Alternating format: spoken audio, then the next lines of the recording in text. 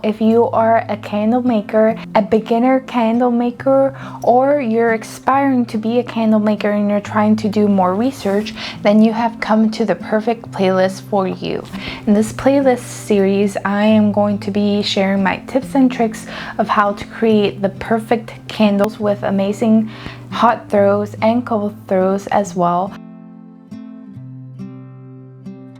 Today we'll be discussing how to figure out how much wax you need for your containers. Now, if you're in the candle making business, you know that having amazing containers really do amazing for the customers because they get to keep these containers and they can be reused. So you want to make sure that your containers are able to hold a lot of heat and won't necessarily crack under the strain of the heat.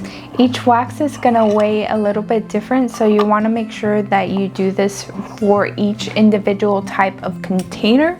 I have 2 containers that I want to do the fill test for, and you want to make sure that you do this for each individual type of wax and wax blend that you use, just so you know and just so that the numbers are correct and consistent. Consistency is key when you're creating candles for sale. These small things, they add up and make a big difference in the way that your candle is perceived on the market, and you want to make a really high quality candle, so you want to make sure that you take the extra step to do this fill test.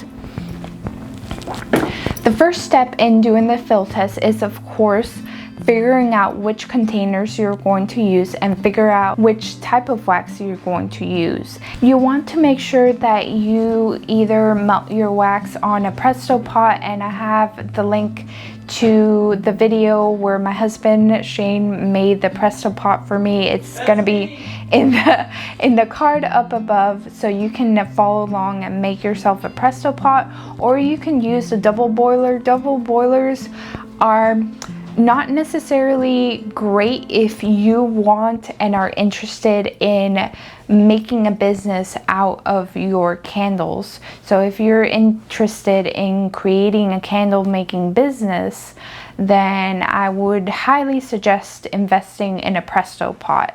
And you don't even have to convert your Presto pot, but it makes it slightly easier to convert the Presto pot. Now, one thing to note is that when we converted our Presto pot, we didn't use the correct spout for it. So make sure that you are using a longer spout so that it doesn't burn you as you twist and shut and unshut the spout. Yes. Once your wax has melted, you want to grab your scale, your handy dandy scale, and you want to tear out the scale with the container that you're going to be using on top of it. And when you tear out your scale with the container inside, the only numbers that you will see are the wax numbers. So that's kind of what you want, and you want to make a note of it in your trusty notebook.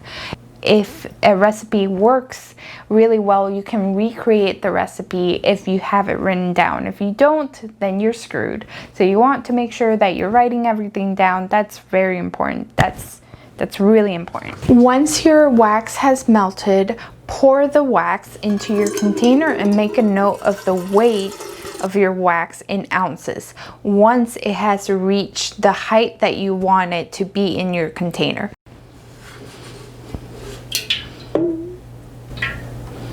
Every single time that you get a different wax or a different container, make sure that you conduct a fill test, and that will ensure consistency in all your candles. You want to make sure that you are very consistent with your candles so your customers know what to expect. Make sure to subscribe to my channel for more content. In this series that I'm going through is all about candle making, but I also talk about Procreate, digital illustrations, traditional illustrations, Glowforge, and the tips and tricks that I have to build a successful online business. I hope this was educational and informative for everyone, and I hope to see you in the next video.